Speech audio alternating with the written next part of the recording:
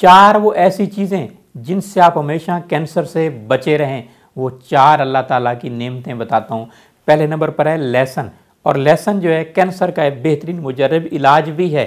काल रसूलुल्लाह सल्लल्लाहु अलैहि वसल्लम कुलु सोमा व तदबू बही फ़इन्ना फ़ीही शिफ़ाउन मिन सबईना दा।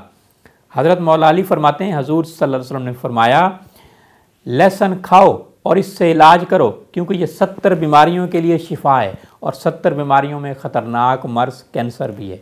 दूसरा, हल्दी का इस्तेमाल करते रहें, आप कैंसर से बचे रहेंगे। तीसरा, तरफला का इस्तेमाल करते रहें। तरफला जिसे हरड़ बहीड़ा आंवला कहते हैं, हफ्ता में 1 मरतबा सफूब लीजिए, आप कैंसर से बचे रहेंगे। चौथा, तिरकुटा है। तिरकुटा जिसे कहते हैं सूंड, काली मिर्च और फिल दराज, ये भी हफ्ता में आप लेते रहिए 1 आध मरतबा, तो आप कैंसर जैसे ख़तरनाक मर्ज़ से बचे रहेंगे।